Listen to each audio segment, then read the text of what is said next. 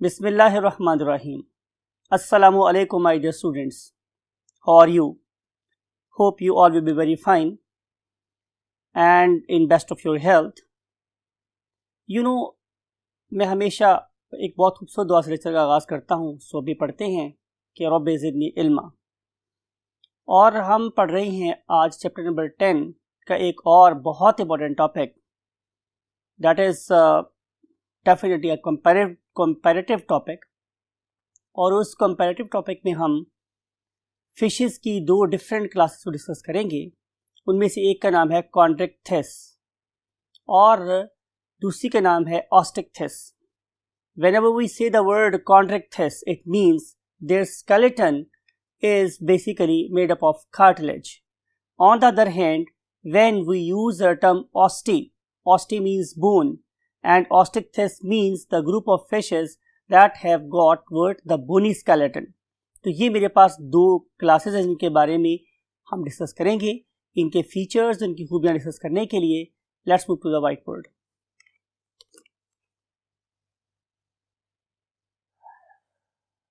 Yes, my dear zoologists, you know we are going to discuss the very first class of the fishes, that is called as chondrichthyes, and then we shall compare it with the second class that is called as the ostichthyes. और हस्बे आता हमने एक flash card already रखा हुआ है, आप लोगों के लिए भी, डेफिनेटली मेरे लिए भी है ये। सबसे पहली बात, व्हाट इज डायग्नोस्टिक फीचर? ऐसा कौन सा फीचर है कि जिससे आप देखते ही बता देंगे कि this particular fish should belong to the Chondrichthyes? तो उसमें सबसे पहली बात मेरे पास क्या है माय डियर स्टूडेंट्स, कि their skeleton is made up of cartilage. ये कार्टिलेज का बना हुआ होता है। लेकिन आप कहेंगे सर ये वाला कैरेक्टर तो मैं नजर ही नहीं आ रहा।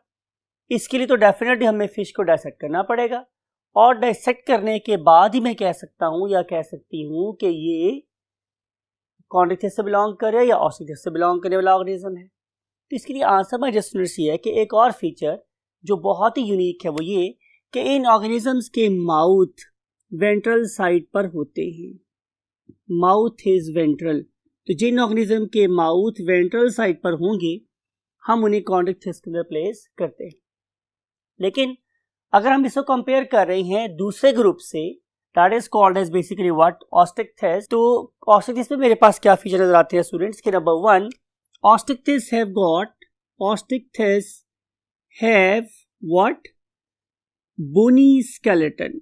इनका ढांचा बिल्कुल कैल्सिफाइड बोन्स का बना होता है, जैसे कि हमारी हड्डियां हैं वैसा ही हार्ड स्केलेटन इनका होता है। और नंबर 2 बात यह है कि देयर माउथ इज टर्मिनल, ये बिल्कुल सिरे पे पाया जाता है, और it is anterior in position, या ये बिल्कुल फ्रंट वाली साइड पर होता है। और इस पर्पस के लिए आप लोग पहले इस शार्क का इमेज देखें। डेफिनेटली यू कैन फाइंड कि इसका जो माउथ है वो वेंट्रल साइड पर है। और इसके अलावा अगर आप देख रहे हैं यहाँ पे सॉ फिश को, तो इसका माउथ भी वेंट्रल साइड पर है, और अगर आप लोग यहाँ पे काइमेरा को देख रहे हैं तो इसका माउथ भी वेंट्रल साइड पर है।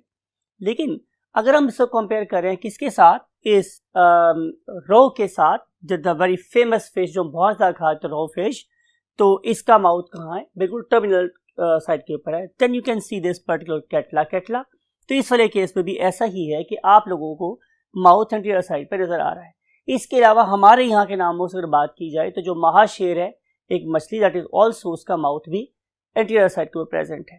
तो ये बहुत ही वाज़ेह डिफरेंसेस है जिसको देखते ही आप बता सकते हैं कि ये जो फिश है बिलोंग कर गया कॉन्ड्रिक्थिस से या ऑस्टिक्थिस से।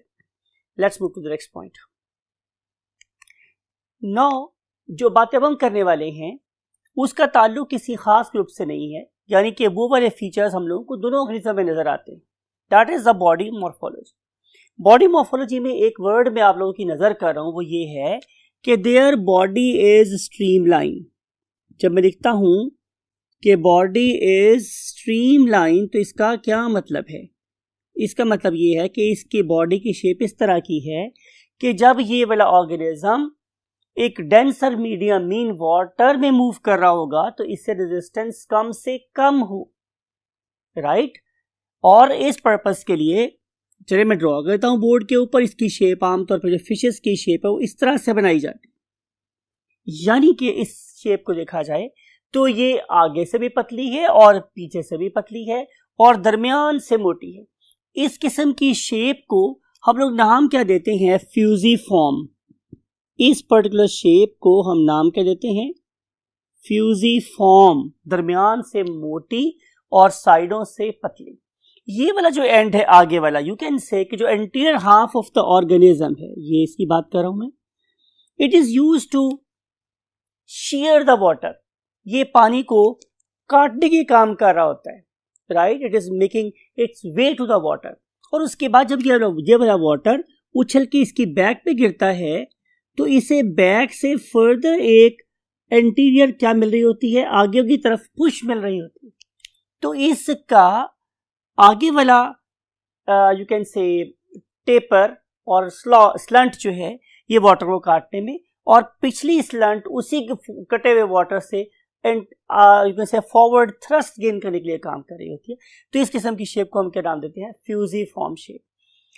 इसके अलावा जो बात आपको माइंड में रखनी है वो ये कि अल्लाह रब्बुल इज्जत इन ऑर्गेनिज्म की बॉडी को स्ट्रीमलाइन बनाने के लिए इन ऑर्गेनिज्म्स की बॉडी को दो तरीकों से प्रेस भी कर सकते हैं, कंप्रेस भी कर सकते हैं। उनमें से एक वे मेरे पास क्या है, उसे हम लोग नाम देते हैं लेटरल कंप्रेशन। हम बोलेंगे कि बॉडी इज लेटरली कंप्रेस्ड, यानी कि आप ये इमेजिन करें कि ये आप लोगों के पास एक सर्कल है, राइट। अगर मैं इस पर्टिकुलर सर्कल को साइडों से प्रेस करूं तो ये वाला सर्कल एक बाई कॉनकेव लेंस की तरह से हो जाता है। तो same is the you can से मॉर्फोलॉजी ऑफ डिफरेंट फिशेस, यानी कि इनकी शेप हो जाएगी कुछ ऐसी। आप इसे एक वर्टिकल लेंस से तशबीह दे सकते। It is called as laterally compressed body. Laterally का मतलब होता है साइडों से। तो नेचर ने इस पर्टिकुलर सर्कल को साइडों से फोर्स लगाई तो ये कैसा लेंस बन गया? Vertical by convex lens. On the other hand look at this circle again. अगर मैं इस सर्कल को डॉर्सोवेंट्रली फोर्स लगाऊं तो उसके रिजल्ट में लुक एट दिस कि ये जो मेरे पास सर्कल है अभी किस में कन्वर्ट हो गया है? एक हॉरिजॉन्टल बाय कॉन्वेक्स लेंस में। यानी कि ड्रॉ के देखते हैं कि इस पर्टिकुलर केस में जो फिश या ऑर्गेनिज्म की शेप बनेगी वो कुछ इस तरह से होगी। इस वाले केस में जो फोर्स लगी थी it is not only from the dorsal side means ऊपर वाली side, but also from the ventral side means नीचे वाली साइड। तो इन दोनों की शेप्स को इस तरह करने का मकसद भी यही है कि इस ऑर्गेनिज्म की बॉडी को during the course of locomotion इसे कम से कम रेजिस्टेंस का सामना करना पड़े। तो ये ट्रू है for both osteichthyes and chondrichthyes, right. इसका मतलब ये है कि ये वाली सारी बातें आप लोग यहाँ पर भी कोड कर सकते हैं। Got the point? Let's move to the next point. Next point is fin. Fin क्या है स्टूडेंट्स? ये बेसिकली एक अपेंडिकुलर स्केलेटन है। मैंने आपको बहुत बार बताया है कि अपेंडिकुलर का मतलब मेरे पास क्या है कि कोई ऐसी चीज जो नॉर्मल बॉडी के साथ अटैच है। फॉर एग्जाम्पल ये मेरी बॉडी है, मेरी बॉडी के साथ ये मेरी बाजू अटैच है। तो जो मेरा बाजू है it is part of appendicular skeleton. अगर आप लोग मेरी आईज को देखें तो मेरी आईज मेरे स्कल के अंदर हैं, दे आर नॉट अपेंडिकुलर। लेकिन आप मेरे नोज को देखें तो ये इसके साथ एक्स्ट्रा अटैच है, ये मेरे कान एक्स्ट्रा अटैच है। तो ये भी आप कह सकते हैं कि ये appendicular organ of the face हैं, ऑफ द स्कल हैं, राइट। आपके हेयर्स भी आपके स्किन के ऊपर लगे हुए हैं, तो they are also part of your appendicular skeleton. तो फिन्स भी इन केस ऑफ फिशेस वो क्या है? अपेंडिकुलर स्केलेटन का पार्ट है। अब अगर मैं फिन्स को देखूं तो फिन्स मेरे पास दो तरह के हो सकते हैं। ये बात यहां भी ट्रू है और ऑस्ट्रिच पे भी ट्रू है। क्या बात हो सकती है स्टूडेंट्स? चलिए हम ऐसा करते हैं बोर्ड को ज्यादा बेहतर तरीके से प्रेजेंट करने के लिए कि हम टाइप्स को दो डिफरेंट जगहों पे लिख लेते हैं। तो पहली जो मेरे पास टाइप है उसका नाम मेरे पास क्या है? Paired fins. पेयर्ड फिन्स, यानी कि ये फिन्स है जो हमेशा पेयर की फॉर्म में होंगे। अब आप इस ऑर्गेनिज्म को देखें तो आप देखें कि हम इसे आप लोगों को रोटेट कर रहे हैं to show the both views. पहला व्यू मेरे पास कौन सा है?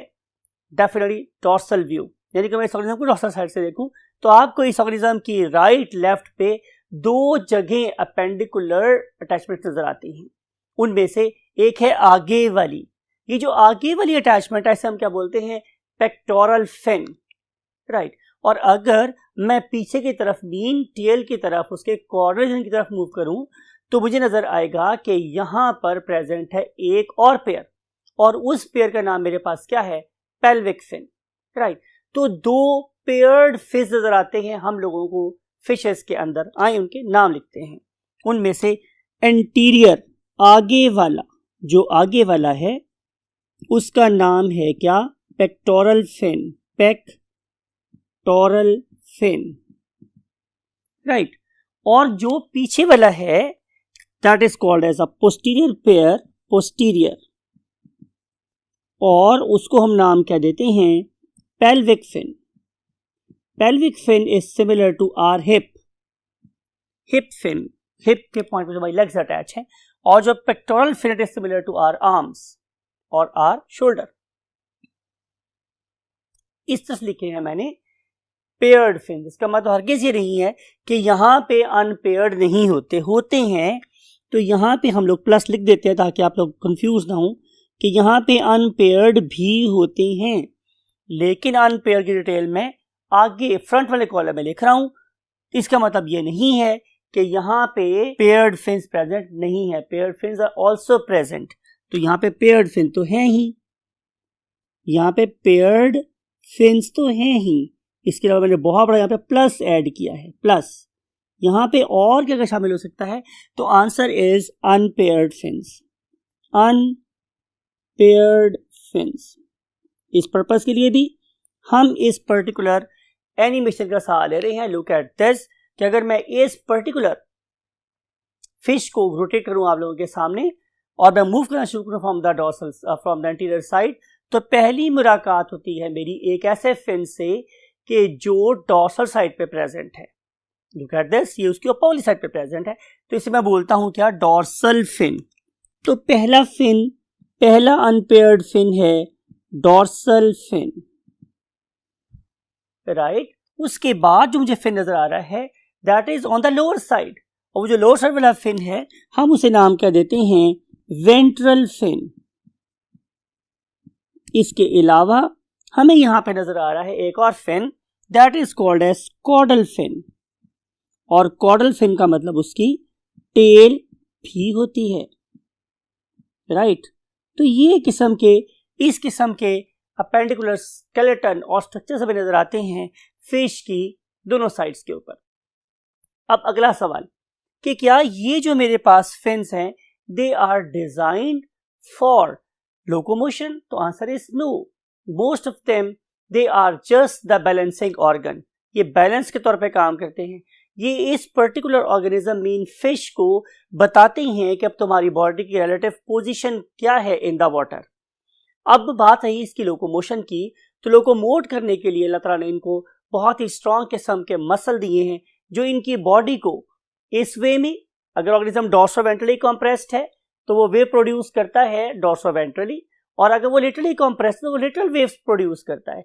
उस केस में ऑर्गेनिज्म की बॉडी रिगल करती है into a S shape structure, और that literally push the water on both sides और in upward and lower directions, and it causes a propulsion of fish in the water. तो इन particular fins का locomotion से ताल्लुक नहीं है बल्कि balance से ताल्लुक है। लोकोमोशन में हेल्प करते हैं उनके बॉडी के muscles, right. So let's move to the next point. Next point is scales, another very very important feature जो हम कंपेयर करने जा रहे हैं किसमें? ऑस्टिक्थिस में और कॉन्ड्रिक्थिस में। तो पहली बात हमारे डियर स्टूडेंट्स कि जो कॉन्ड्रिक्थिस होते हैं उनके स्केल्स कैसे होते हैं? Microscopic. There scales are microscopic, right. दूसरी बात यह है कि ये वाले स्केल्स रिप्लेसेबल हैं, रिप्लेसेबल का मतलब है कि ये you can also call them as deciduous, गिर जाने वाले। रिप्लेसेबल का मतलब है जाहिर है भाई पुराने गिर जाएंगे, उनकी जगह पर नए स्केल्स आ जाएंगे, तो हमने क्या बोलते हैं रिप्लेसेबल, रिप्लेसेबल, राइट। अब अगर फॉर एग्जांपल ये मेरे पास एक डॉग फिश है, इसको हम नाम कहते हैं Scoliodon साराकोवा।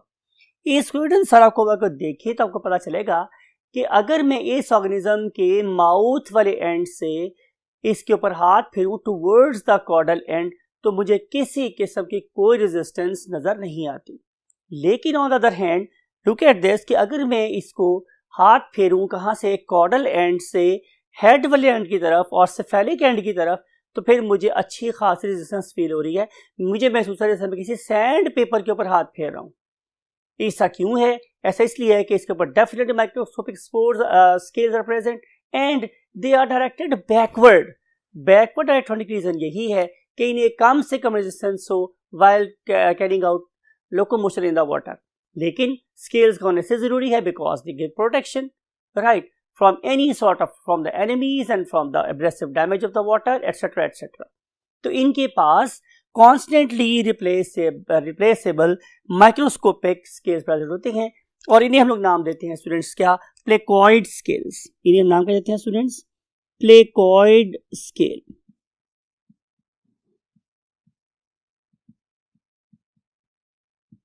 Look at this, look at this image. अब मैंने इसमें क्या किया कि मैंने इस पर्टिकुलर ऑर्गेनिज्म की स्किन को मैग्नीफाई करके दिखाया जा रहा है आप लोगों को, तो आप देख सकते हैं कि ये सारे के सारे scales they are directed backward.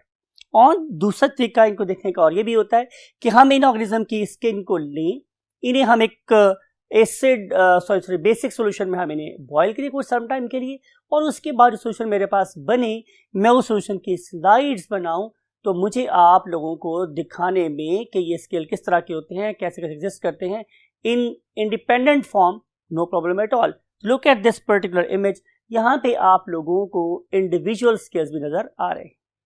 So this is architecture of god regarding what कॉन्डेक्ट। अब हम चलते हैं और देखते हैं कि हमारी ऑस्टिक थेस में किस किस्म के स्केल्स प्रेजेंट होते हैं। यस माय डियर स्टूडेंट्स, हम बात कर रहे थे कि जो हमारी क्लास है ऑस्टिक थेस, उसके अंदर जो स्केल्स प्रेजेंट हैं उसके ऊपर मैं लिखा हुआ है DN। इसका मतलब है कि they do not shed off, means कि जैसे आपने प्रीवियस क्लास में देखा था कि उनके स्केल मुसलसल उतरते रहते हैं, तो यहाँ पे ऐसा नहीं होता। तो इनके scales do not shed, DN का मतलब है कि डू नॉट शेड, ये नहीं गिरते, डू नॉट शेड ऑफ, ये गिरते नहीं है। Rather grow with the age, बल्कि मैं वर्ड लिख रहा हूं यहां पे rather grow with the age, उम्र के साथ साथ ये बड़े जरूर होते रहते हैं। बिकॉज कि जब ऑर्गेनिज्म छोटा था तो उनकी बॉडी का सरफेस एरिया छोटा था, तो उसके लिए छोटे साइज के स्केल्स काफी थे। लेकिन जब जब उनका साइज बड़ा हुआ तो उनकी बॉडी को कवर करने के लिए साथ साथ स्केल्स भी बड़े होते चले गए। दैट्स वाई कि इन ऑर्गेनिजम्स के स्केल्स कैसे होते हैं, macroscopic. Whenever we use the term macro, इसका मतलब होता है बड़ा, ठीक है। तो these scales are basically macroscopic, और यू कैन सिंपली से कि these are visible to the naked eye, ये नेकेड आई से भी आपको नजर आ सकते हैं। यू कैन से जैसे हमारी बहुत फेवरेट मछली है रोहू, जिसे हम बहुत ज़्यादा शौक से खाते हैं, इसमें आप लोगों को बड़े वाज़ेह तौर पे स्केल्स नजर आ सकते हैं। Look at the beauty of the nature. हमारे पास इन पर्टिकुलर स्केल्स की मींस मैक्रोस्कोपिक स्केल्स की कितनी टाइप्स प्रेजेंट है स्टूडेंट्स? 3 टाइप्स प्रेजेंट होती हैं। उनमें से एक का नाम है ग्नॉइड, GNOID, ग्नॉइड स्केल्स। एक का नाम है मेरे पास साइक्लॉइड स्केल्स, और तीसरी किस्म की जो स्केल्स हैं उन्हें हम लोग नाम देते हैं टीनॉइड स्केल्स। इन तीनों में क्या फर्क है इसको अंडरस्टैंड करने के लिए look at this very image. This is for ganoid scale, next one is for cycloid, next one is for ctenoid. Difference doesn't lie in the base. Difference basically lie in the crown of the what scale. उसमें आपको जो deposition patterns हैं वो different नजर आ रहे हैं. So it is a basic difference. Otherwise, other features are common in all of these particular scales. Now we want to see the other features of these two classes. For this purpose, we have to move to the next column of the board. Yes, my dear students, now we want to start the justice system. और definitely हम इससे compare करेंगे किसके साथ, दोनों classes में. You know very well कि previous part of the board में भी ऐसा ही हुआ था कि this very half that is on left side it is meant for contract this. इसमें हम कॉन्ट्रैक्ट थिस के बारे में बातें लिखेंगे और ये जो आगे वाला portion, last portion, we shall use it for osteichthyes means bony fishes. तो हम यहाँ पे थोड़ा सा लिख लेते हैं कि ये जो पार्ट है बोर्ड का, it is for bony fishes, right. और ये वाला पार्ट है किसके लिए, for contract this. So let's move back. My dear students, you know very well कि मैंने आपको प्रॉपर इमेजेस दिखाए थे.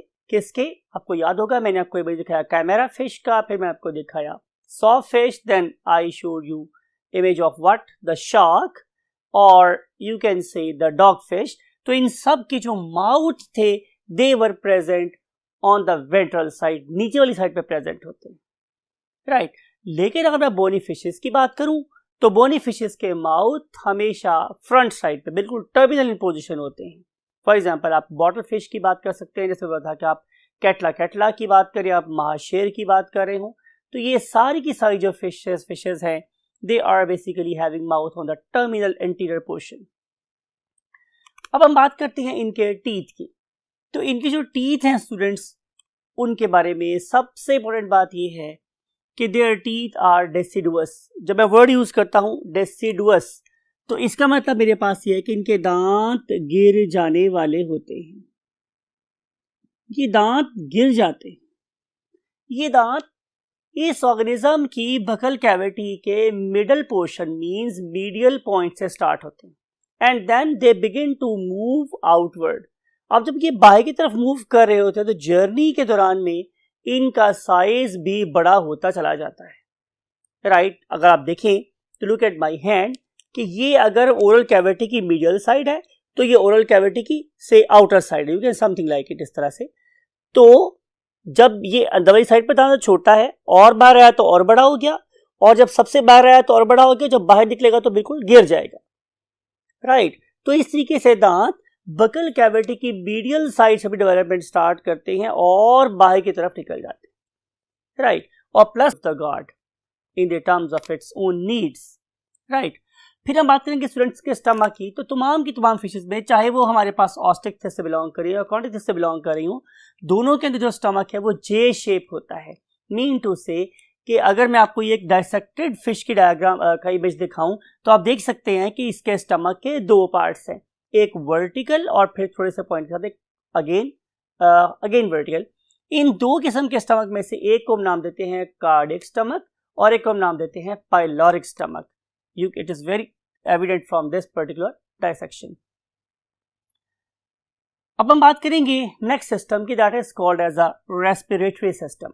और अगर हम लोग रेस्पिरेटरी सिस्टम की बात करें तो कॉमन सेंस कि जो मेरे पास होंगी क्या कॉन्ट्रैक्टिस, उनकी तमाम की तमाम जो गिल आर्चेस हैं they will be made up of cartilage. और अगर वो हुई मेरे पास फिशेस ऑफ द ऑस्टेक्टिस तो उनकी सारी की सारी गिल आर्चेस और गिल रैकर्स और gill filaments they all will be made up of what, definitely bony fishes, bony plates के बने हुए होते हैं, बोन्स के बने हुए होते हैं. अब हम बात करेंगे एक और फीचर की. अगर आप इन ऑर्गेनिज्म को देखें तो आप लोगों को इनके साइड्स पे प्रॉपर क्या नजर आ रहे हैं, सुराख नजर आ रहे हैं. ये उनके रेस्पिरेटरी होल्स हैं जिन्हें हम लोग क्या कहते हैं, gills, right. It means we can say कि in case of what chondrichthyes the gills are visible and they are lying at a distance or their number can be more as compared to the ostectes. लेकिन on the other hand अगर मैं bony fishes की बात करता हूं तो bony fishes में look at this very fish, अगर आप इस फिश को देखेंगे तो आपको नजर आएगा कि गिल्स आर नॉट विजिबल. तो क्या इनके पास गिल्स आर नॉट प्रेजेंट, तो आंसर इज नो, गिल्स तो प्रेजेंट है लेकिन they are beneath this bony flap, और ये जो मेरे पास बोनी फ्लैप है it is called as operculum. इसका मतलब ये होगा कि ऑस्टिक्थिस आर ओपर्कुलेटेड फिशेस। अगर आप लोग इस पर्टिकुलर इमेज को देखें, that is showing the cross section in the pharyngeal region, तो आपको नजर आएगा कि बेसिकली फिश की एंटीरियर साइड से वाटर एंटर हुआ और उसके बाद बकल कैविटी के साइडों से प्रेस होने की वजह से अब ये आ गया मेरे फ्रेंजियल रीजन में, और इस फ्रेंजियल रीजन के अंदर साइड पे दो बड़ी बड़ी कैविटीज बोलते हैं ब्रांकियल कैविटीज। उन ब्रांकियल कैविटीज के अंदर बेसिकली क्या है, गिल पाउचेज आर प्रेजेंट, और जब वाटर इन गिल पाउचेज में से गुजरता है तो फिर प्रेशर पड़ता है that literally forces this operculum in outward direction creating a hole at the posterior side, और इस पोस्टीरियर होल में से फिर सारे का सारा पानी बाहर निकल जाता है। फिर दोबारा से फिश अपना माउथ खोलेगी और पानी को अंदर लेके आएगी। तो इस पर्टिकुलर केस में gills are more protected as compare to the what chondrichthyes. So osteichthyes have got operculated gills and their number is less but they are more protected as compared to what the contractiles. एक और feature जिसको हम यहाँ discuss करने जा रहे हैं that is called as the swim bladder. Swim bladder is altogether absent in case of what contractiles. तो हम यहाँ पर लिख रहे हैं कि swim bladder is absent, it is absent in contractiles. It is absent, it is not required, right? और आपने देखा है कि इसी वजह से इन पर्टिकुलर फिशेस को ज्यादा एक्टिवली स्विम करना पड़ता है as compare to the what bony fishes. आए हम लोग बोनी फिशेस की बात करते हैं। तो in case of bony fishes, look at this particular you can say organism, हम इस ऑर्गेनिज्म के अंदर पीप करके देख रहे हैं तो हमें नजर आएगा कि इसके डाइजेस्टिव सिस्टम के पैरेलल के साथ साथ नेचर ने दो बैलून्स रख दी। These particular balloons are called as the swim bladders, और ये जो स्विम ब्लैडर्स हैं नेम इंडिकेट कर रहा है कि वो इसको स्विम करने में हेल्प करेंगे। It means they are going to increase the buoyancy, bounce, right, bounce उछाल की कुव्वत। तो ये उस पर्टिकुलर फिश पे उछाल की कुव्वत को बढ़ा देते हैं। अब सवाल ये है कि उछाल की कुव्वत कैसे बढ़ेगी? Answer is very simple, right. अगर किसी तरीके से मैं इस पर्टिकुलर फिश का सरफेस एरिया बढ़ा दूं, राइट, मींस वॉल्यूम को इंक्रीज कर दूं, तो जाहिर है ये फिश उतने ही मैस के लिहाज से क्या हुई, हल्की हो गई। मैस वो चीज नहीं हुआ लेकिन उसका मैंने वॉल्यूम बढ़ा दिया। How I can increase the volume? Definitely by inflating its you can say belly. अगर मैं इसकी बैली को, इसकी ट्रंक को किसी तरीके से मोटा कर दूं, फुला दूं, स्वेलअप करवा दूं, तो जाहिर है क्या होगा कि इसका वॉल्यूम बढ़ जाएगा, मैस उतना ही रहेगा। उसके रिजल्ट में इस पे बुएंसी बढ़ जाएगी और आसानी से it can flow to the top of the water, right. सवाल ये है कि इस पर्टिकुलर बैलून में गैस कहां से आती है? तो आंसर इज कि अगर हम इस पर्टिकुलर बैलून के अंदर घुस के देखें तो हमें पता चलेगा कि नेचर ने इसको प्रोवाइड किया है, नवाजा है एक बहुत ही खूबसूरत ग्लैंड जिसे हम नाम देते हैं क्या, red gland. And that very red gland is provided with the network of blood capillaries and those blood capillaries are called as rete mirabile. वो जो रेटिया और रेटिया मीराबाइल है, it is basically going to release different gases, particularly hydrogen और CO2, जो इस पर inflate करती है और इन्फ्लेट होने के बाद जाहिर है इसका वॉल्यूम इंक्रीज कर जाता है। इस वाले केस में इस स्विम ब्लैडर का फ्रेंजियल रीजन से अटैच होना जरूरी नहीं है। लेकिन ऑन द अदर हैंड अगर देखा जाए तो बहुत से फिशेज में ऐसा भी होता है कि swim bladder is basically attached with the pharyngeal region, तो उस वाले केस में गैसेस डेफिनेटली एब्जॉर्ब करके भी इस पर भरी जा सकती हैं। लेकिन चीफ पर्पस यही है कि हम इस पर्टिकुलर स्विम ब्लैडर को फुला लें। जब ये फूल जाएगा तो फिश के ऊपर उछाल की कुव्वत बढ़ जाएगी और ये आसानी से it can rise to the water top of the water. On the other hand when this particular fish want to go into the deeper water, तो क्या करेगी कि इस पर्टिकुलर टैंक को ये इवैक्यूएट कर देगी। जब इवैक्यूएट करेगी तो डेफिनेटली इस फिश का वॉल्यूम कम हो जाएगा, मैस उतना ही रहेगा, उछल की कुव्वत कम हो जाएगी और ये क्या करेगी, it can sink to the deeper you can say levels of the ocean. इसका एक थर्ड एडवांटेज भी है कि ये अपने इस पर्टिकुलर बैलून की इन्फ्लेशन के लेवल को कंट्रोल भी कर सकती है। मीन टू से कि जब चाहे और जितना चाहे गैस को निकाल सकती है और भर भी सकती है। इसका मतलब ये होगा कि ये ओशन में भी किसी खास लेवल पे अपने आप को एडजस्ट भी कर सकती है, be up to 100 feet down और 50 फीट डाउन और 150 फीट डाउन वट। तो ये अपने आप को एडजस्ट भी कर सकती है by controlling the volume of what swim bladders in it. So nature ने इसको बहुत ही खूबसूरत डिवाइस से नवाजा हुआ है, that is called as a swim bladder. Let's see the next topic. अब अगली बात एक और आपको बतानी है, that is very very important, वो है स्पाइरिकल्स। अब स्पाइरिकल्स क्या है? They are similar to our nose. अगर आप कोई बंदा से पूछ ले कि ये स्पेरिकल्स और स्पाइरिकल्स क्या होते हैं तो आप लोग बोलेंगे कि they are similar to our nose. Sometime this spiracle is connected to the buccal cavity or pharyngeal region. On the other hand, it may not be connected or it is altogether absent. अगर ये altogether absent हुआ तो फिर क्या करना पड़ेगा student? बात को गौर से सुनिएगा। अगर ये स्पेरिकल बिल्कुल एब्सेंट हैं तो फिर इस पर्टिकुलर फिश को कॉन्स्टेंटली स्विम करना है, इसको सोना नहीं है, बिकॉज ये कॉन्स्टेंटली इसको अपना माउथ ओपन रखना है सो दैट के वाटर इसके माउथ से इसके फ्रेंजियल रीजन से गुजर के इसके गिल्स को क्या करता रहे, एयरेट करता रहे और इस पर्टिकुलर ऑर्गेनिज्म की ऑक्सीजन डिमांड पूरी होती रहे। राइट, तो ये समझ लिया, अगर उन्हें सोना भी हो तो तैरना जरूरी है। लेकिन ऑन द अदर हैंड अगर ये स्पेरिकल्स प्रेजेंट हैं और वो हमारे मेन रेस्पिरेटरी एपरेटस से कनेक्टेड हैं तो फिर क्या हो सकता है कि ये वाली एक फिश से बोलते हैं बैम्बू फिश। अगर आप इस पर्टिकुलर फिश को देखें तो इसको नेचर ने स्पेरिकल से नवाजा है जो अटैच हैं इसके रेस्पिरेटरी सिस्टम के साथ। तो फिर ये वाली फिश आराम से बॉटम के ऊपर बैठ के इन पर्टिकुलर स्पेरिकल्स बेस से ऑक्सीजन रिच वाटर लेकर प्रोवाइड कर सकती है टूवर्ड्स द गिल्स, तो ये जिंदा रह सकती है। सो spiracles they are altogether absent in case of definitely what bony fishes. Now we want to see the next thing. Next topic is circulatory system.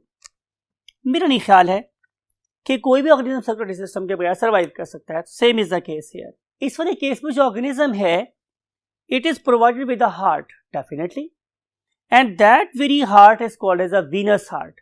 हम इसे वीनस हार्ट क्यों बोल रहे हैं? आप इस डायग्राम में देखिए कि जितना भी इम्प्योर ब्लड है it is being injected in the heart, वो हार्ट में आ रहा है। इसमें कभी भी प्योर ब्लड आता ही नहीं है, इसलिए हम इसे क्या बोलते हैं? Venous heart, because it is receiving end pumping deoxygenated blood means impure blood.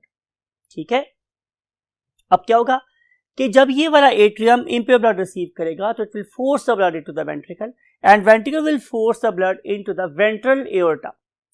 बात जरा गौर से सुनिए आप लोगों ने कि ये जो मेरे पास वेंट्रल एओर्टा है then it will give rise to lateral branches. Lateral के साइडों पे निकले हुए ब्रांचेस को जाता है। कितनी ब्रांचेस बनेंगी यहाँ पे? Multiple of 2 of the number of the gills. Right, जितनी हमारे पास गिल्स है तकरीबन उनका मल्टीपल ऑफ 2 बनेंगी, बिकॉज कि आपको पता है कि किसी भी गिल के अंदर एक एंटीरियर डेमी ब्रैंक होती है, एक पोस्टीरियर डेमी ब्रैंक होती है। मींस एक गिल का आगे वाला आधा हिस्सा होता है, पीछे वाला आधा हिस्सा होता है। तो हमने इन दोनों को ब्लड सप्लाई करना है, इसलिए मैंने बोला कि यहाँ पे number of the you can say branches that give rise from the ventral aorta they are too much, वो काफी ज्यादा होती है। पर्पस कि हम उस पर्टिकुलर ब्लड को गिल्स तक पहुंचा दें। Then these particular gills they will cause aeration of the blood or add oxygen to the blood, and then these particular blood vessels they will combine dorsally। dorsal तो मिलती हैं और मिलकर बना लेती हैं क्या? वेंट्रल एओर्टा, और फिर इस वेंट्रल एओर्टा में से ब्लड उनकी पूरी बॉडी को डिस्ट्रीब्यूट हो जाता है। तो ये है हमारे पास सर्कुलेटरी सिस्टम के बारे में बात कि उनका हार्ट सिर्फ 2 चेंबर पे कंसिस्ट करता है। One of them is called as the single atrium, other one is called as single ventricle. Right, एक बात आपको बतानी है कि अगर आप इनके आरबीसीज को देखें, चाहे वो ऑस्टिकथेस हो या वो हमारे पास बोनी फिशेज हो, तो इनके आरबीसीज अनलाइक अस कैसे होते हैं, न्यूक्लिएटेड। तो बातें लिखते हैं आप लोगों के लिए कुछ। सबसे पहली बात मेरे पास है कि इनके पास एक वीनस हार्ट है, venous heart. Circulatory system is closed circulatory system, ये दोनों के लिए ट्रू है। It is true for both of them, close circulatory system. और तीसरी बात मैंने आपसे क्या बोली थी कि they have many branches of aorta, many branches of aorta. और एक बात जो मैंने आपसे बोली थी कि दे have got a nucleated RBC, it is important, RBC, right. और मैंने आपसे क्या बात की थी, जो वीनस हार्ट है उसके मेरे पास एक एट्रियम है और मेरे पास एक ही क्या है, वेंट्रिकल है। So these things I have described you. Now we want to see the excretory system. Definitely excretory system is quite advanced, and for this purpose they have got a pair of definitely kidneys, they have got a pair of kidneys, ठीक है। and definitely blood is in direct contact with the kidneys through renal arteries, and these particular kidneys, they are going to carry out the process of filtration of waste products from the kidneys, and then they remove the waste products to the ureter, to the urinary bladder. However, urinary bladder is not that pronounced, and they just drain the the waste product into the cloaca, and cloaca just push the urine out. So ये है हमारे पास detail about the excretory system. It is true for both of the classes, means bony fishes and osteichthyes. Now we want to see the next thing, that is the nervous system. Yes, they belong to the group that is called as a vertebrata, और vertebrata भी लोग इसे बोलते हैं। और इस particular case में they do have what a very pronounced, very conspicuous brain, and that has got an extension that is called as a vertebral column or simply the backbone, और इसके अंदर प्रेजेंट होते हैं डेफिनेटली इनका क्या, spinal cord वगैरह। लेकिन आप लोगों को जो यहाँ पे याद रखनी है, जो आपको एक नंबर दिला सकती है, वो ये है कि इनके पास 10 pairs ऑफ नर्व्स होते हैं। दे have got 10 pairs of cranial nerves. I think कि आपको ये बात पता है कि वो वही नर्व जो हमारे ब्रेन से निकलती हैं उन्हें हम लोग नाम क्या देते हैं, क्रेनियल, और जो हमारी वर्टिब्रल कॉलम से निकलती है नाम देते हैं स्पाइनल। तो यहाँ पे निकलती हैं क्रेनियल नर्व्स, कितनी, 10 pairs. Can you guess how many cranial nerves are there in your body? Perfect. 12. We have got 12 pairs of cranial nerves, and these particular fishes have got 10 pairs of cranial nerves. Now we want to see the last topic of the day. And last topic is reproductive system. तो इस वाले case में हमें जो चीज़ें consider करनी है वो ये हैं कि यहाँ पे टाइप ऑफ सेक्सेस कौन से हैं, गोनेड्स कहाँ हैं, किस तरह के हैं, कितनी हैं, एग्स कितनी हैं, फर्टिलाइजेशन कैसी होती है, डेवलपमेंट की टाइप कैसी है, and finally we will see the examples. First of all type of sexes. तो यहाँ पे हमारे पास हर्माफ्रोडाइट फिशेस नजर नहीं आती। यहाँ पे हम लोगों को हमेशा मेल ऑर्गेनिज्म और फीमेल ऑर्गेनिज्म डिस्टिंक्ट नजर आते हैं। However, very conspicuous sexual dimorphism is not there. इसको हम समझते हैं fourth column. Look at this particular male shark, for example, and this is the female shark. There is no, you can say, difference at all. हमें कोई बड़ा वाज़े sexual dimorphism नजर नहीं आ रहा। इसका मतलब है कि इनके अंदर सेकेंडरी सेक्स फैक्टर्स प्रेजेंट नहीं होते। However, अगर मैं देखना चाहता हूं कि इनमें से मेल शार्क कौन सी है या फीमेल शार्क कौन सी है, तो I have to carry out dissection, right. इसका मतलब है कि हमें अब प्राइमरी सेक्स ऑर्गन्स पे डिसाइड करना है कि इनमें से मेल शार्क कौन सी है, फीमेल शार्क कौन सी है। तो जब मैंने डाइसेक्ट किया तो पता चला कि इनके पास पेयर्ड गोनेड्स हैं, यानी कि अगर टेस्टिस है तो वो भी पेयर की फॉर्म में है, और अगर फीमेल में ओवरीज है तो वो भी पेयर की फॉर्म में प्रेजेंट है। They have got paired gonads, right. And next, now we want to see another thing कि क्या सारी फिश के बारे में ये बात सही है, तो आंसर इज नो।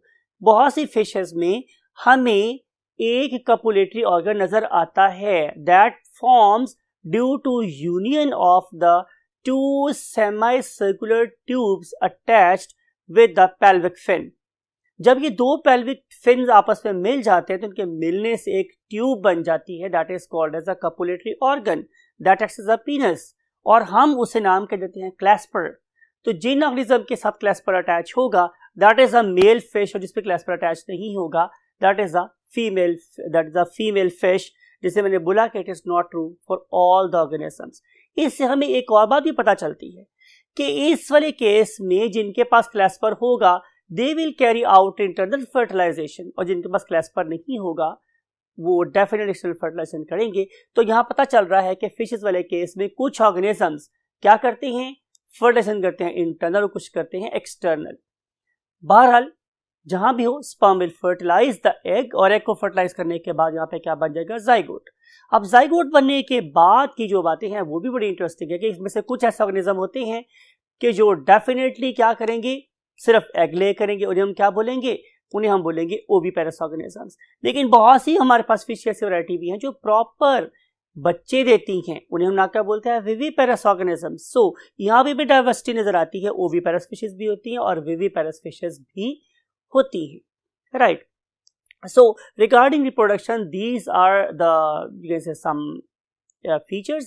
लेकिन जब थोड़े से बेबीज बड़े हो जाते हैं, they come out of the you can say eggs, तो उसमें अगेन प्रोटेक्शन के लिहाज से भी हमें फिशेस में कुछ फिशेस की ऐसी वैरायटी नजर भी आती है जिसे हम लोग माउथ ब्रूडर्स बोलते हैं।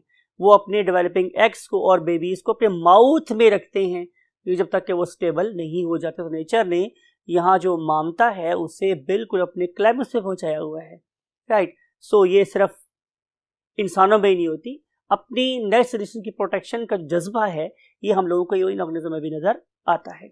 सो let's move to the examples कि हमारे पास एग्जांपल कौन कौन सी है। वैसे तो बहुत डिस्कस हुई आप लोगों के साथ। For example in case of chondrichthyes, look at this, ये हमारे पास शार्क है, लुक एट दिस, ये हमारे पास क्या प्रेजेंट है, chimaera. Then we have got a dogfish that is called Scurodon saracova। और अगर हम तीन एग्जांपल देखना चाहें, जैसे मैंने बोला कि रो है हमारे पास, then we have the catla and then we have got for example the महाशेर। तो ये हमारे पास कुछ एग्जांपल थी जो यहाँ पे हम कोट कर सकते हैं। इसके अलावा जैसे मैंने जिक्र किया आप लोगों से सॉफ्ट फिश भी एग्जांपल हो सकती है, फिर हमारे पास ईगल फिश की एग्जांपल दी जा सकती है, फिर हमारे पास और डिफरेंट किस्म की फिशेस एग्जांपल भी हैं, those are present in the oceans. तो उसके लिए आई वुड रिकमेंड कि आप सिर्फ बुक को ही कंसल्ट ना करें, आप लोग इंटरनेट पे बैठें और different types of fishes, these examples of chondrichthyes ऑर्सिस को भी स्टडी कर सकते हैं। So that's all from this topic, और कुछ इंटरेस्टिंग फीचर्स के साथ हम आप लोगों से मिलते हैं एनिमेशन के साथ। So let's move to the animation. Yes my dear students, इस एनिमेशन की मदद से हम आप लोगों को कुछ मोर इंटरेस्टिंग इन्फॉर्मेशन देना चाह रहे हैं। रिमेंबर, ये इन्फॉर्मेशन आपके सिलेबस का पार्ट है, इसे आप लोगों ने इग्नोर नहीं करना। हमेशा कहता हूं, मुमकिन है ये वो नंबर हो जो आपको मैलेरिया में ले जाए, तो बातों को आप बड़ा गौर से ध्यान से सुनिएगा। सबसे पहली बात है कि हमारे डियर स्टूडेंट्स के इस पर्टिकुलर ग्रुप यानी फिशेस में हमारे वर्टिब्रेट्स का सेकेंड लार्जेस्ट ऑर्गेनिज्म प्रेजेंट है। Can you name the very first one? Very first largest vertebrate is basically a mammal that is called as a blue whale। ये सबसे बड़ा vertebrate। लेकिन अगर मैं बात करूं इन पर्टिकुलर फिशेस में, तो इनमें shark is the second largest organism on the face of earth, और इसकी हाइट भी, इसकी जो लेंथ है वो भी 50 to 70 फीट तक हो जाती है, जबकि लार्जेस्ट एनिमल की जो मीन्स वेल की जो लेंथ है इट इज अप्रोक्सीमेटली 98 फीट, और यू कैन से 100 feet. So second largest organism belong to the fishes are drop of blood miles away, right। तो इस particular you can say fish की blood को या injured लोगों को sense करने की ability बहुत ज़्यादा होती है, और ये voracious animal कभी किसी bleeding organism को माफ़ नहीं करता और उसे engulf कर जाता है। So next thing is another very important thing कि अगर हम चलते हैं नंबर 2 पॉइंट पर, कि यहाँ पे हमें दुनिया के बड़े अजीबो गरीब किस्मों के ऑर्गेनिज्म भी नजर आते हैं। That basically belongs to the chondrichthyes, and these particular organisms are called as skates and rays. अब ये जो मेरे पास स्केट्स और रेस हैं, ये शक्ल के लिहाज से काफ़ी मिलती जुलती होती है, लेकिन जो स्केट्स हैं वो आमतौर पे छोटे साइज़ की होती है, जो रेस हैं वो काफ़ी बड़े साइज़ की होती है। अब दोनों में कॉमन क्या है कि इनकी जो पेल्विक गिर्डल है ये काफ़ी बड़ा होकर बॉडी का फ्यूज होकर एक स्विमिंग अपरेटस बना देता है, राइट। तो इस पर्टिकुलर फिन की वजह से ही ये वाली फिशेस एक्टिवली क्या कर सकती हैं, समंदर में स्विम कर सकती हैं, राइट। फिर दोबारा रिपीट कर रहा हूं कि जो हमारी स्केट्स हैं वो स्मॉलर होती हैं और जो रेस हैं वो उसके मुकाबले पे काफ़ी बड़े साइज की होती हैं। अगर आप देखें तो वैसे आप लोगों को इनके फिन्स की जो चौड़ाई है वो भी वेरिएबल नज़र आती है।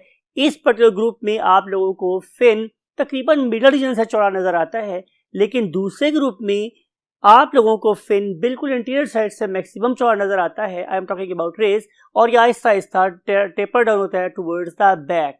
तो दोनों में ये एक फ़र्क भी है साइज़ के अलावा। अगर मैं बात कर रहा हूँ कि इनकी रेस की, तो रेस की मेरे पास दो टाइप्स होती हैं। उनमें से एक को मैं बोलता हूँ stingray. Look at this very organism, it is a very dangerous organism. मैं क्यों डेंजरस बोल रहा हूँ, बाजार तो ये बहुत शरीफ ऑर्गेनिज्म लग रहा है। तो आंसर इज कि इसकी जो बदमाशी है वो कहाँ लाई कर रही है, इसकी टेल में। अब इसकी टेल को देखें तो इसके पास दो बहुत ही हार्मफुल किस्म के क्या प्रेजेंट हैं, स्पाइंस, राइट। इसीलिए हम इसे क्या बोलते हैं, स्टिंगरे, ठीक है। इस पर्टिकुलर स्टिंग की मदद से ये अपने शिकार को काफी ज्यादा फोर्स से हिट करते, समथिंग लाइक अ लैश। इसकी टेल के ऊपर जो दो स्पाइंस हैं ये उसको हिट करते हैं और उसे बुरी तरीके से जख्मी कर देते हैं, राइट। और फिर जाहिर है वो चूंकि स्टंट है ऑर्गेनिज्म के मेरे साथ हुआ क्या है, तो उस टाइम पे इसको अटैक कर सकती है, इसलिए भी इसे क्या बोलते हैं, stingray. Other one is called as electric ray. अब इस ऑर्गेनिज्म को देखें तो इसके पास तो ऐसी कोई डिवाइस नहीं है जो हमें नजर आई थी किसमें, स्टिंगरे में, लेकिन इसकी जो प्रेडेशनल एबिलिटी है, it is basically lying in its pectoral muscles. इसकी जो पेक्टोरल मसल्स हैं they are basically lying on the ventral side, they are provide with electrical batteries, और ये इलेक्ट्रिकल बैटरीज 50 वोल्ट तक का करंट प्रोड्यूस कर सकती हैं, और 50 वोल्ट का करंट वाटर के अंदर किसी 220 वोल्ट के करंट के बराबर फील होता है। और जब ये शॉक किसी दूसरे ऑर्गेनिज्म को पहुंचाती है तो वो ऑर्गेनिज्म डेफिनेटली स्टन हो सकता है, बेहोश हो सकता है, मर सकता है, और फिर ज़ाहिर इसको प्रेडेट कर सकती है, राइट। फिर हम देखेंगे स्टूडेंट्स इसकी एप्लीकेशंस, क्योंकि क्या हमें इन पर्टिकुलर फिशेस से कोई फायदा हासिल हो सकता है, तो आंसर इज यस। आप इस पर्टिकुलर शिप को देख सकते हैं कि ये वाला शिप कितनी ज़्यादा क्वांटिटी में समंदर में से मछलियाँ पकड़ रहा है। Why they are catching that much huge volume, it is not a bigger volume as compare to Artemis, यानी कि इंसानों की फूड की डिमांड पूरी की जाती है इस पर्टिकुलर फिश के साथ। तो हम भी बहुत ज़्यादा फिश खा रहे हैं, और दुनिया में और भी बहुत से लोग डिफरेंट साइज की फिशेस खा रहे होते हैं। तो बहुत छोटी सी फिश से लेकर बहुत बड़ी बड़ी फिश तक ये फूड का एक बहुत बड़ा सोर्स है। फिर नंबर 2 पे आ जाते हैं तो हम देखते हैं कि यहाँ पे आप लोगों को डिफरेंट फिशेस के स्किन से ऑब्टेन होने वाला लेदर और उससे बड़ी प्रोडक्ट्स भी नजर आ रही हैं। फिर हम चलते हैं नंबर 3 थिंग के ऊपर, जो कि एक बहुत ही वाइटल चीज़ है और दुनिया में बहुत ज़्यादा इस्तेमाल हो रही है, that is the vitamin A और डी। हम इनके लिवर में से पर्टिकुलरली एक होती है फिश, उसे बोलते हैं कॉड फिश। उस पर्टिकुलर कॉड फिश के लिवर में से हम एक ऑयल निकालते हैं, that is called as cod liver oil. आमतौर पे मार्केट में ये 7 सीज कैप्सूल के नाम से भी अवेलेबल होते हैं, राइट। तो इस पर्टिकुलर ऑयल में बहुत रिच क्वांटिटी में प्रेजेंट होते हैं विटामिन ए और डी। तो ये कुछ एप्लीकेशंस थी जो आप लोगों को इस पर्टिकुलर ग्रुप से क्या करती है, नजर आती है। इसके अलावा भी आपको ये बात पता है कि नेचर इस किस्म के ऑर्गेनिज्म को, बड़े ऑर्गेनिज्म को क्यों प्रोड्यूस करती है, to keep the nature in balance. इसका मतलब ये है कि being predator and primary consumer, they are the very big source of the ecology और the food chain. They are the very big. So that's it from this lecture, or from this you can say comparative study of the osteichthyes and chondrichthyes. I want to say you every best wish, and I want कि आप अपनी मंजिल जरूर gain करें। दुआ पे जब भी हों हमें भी याद रखिएगा, अपने पेरेंट्स को भी याद रखिएगा, और ख़ास तौर पर उनका बहुत ख्याल रखें। With this comment I want to say you Allah Hafiz.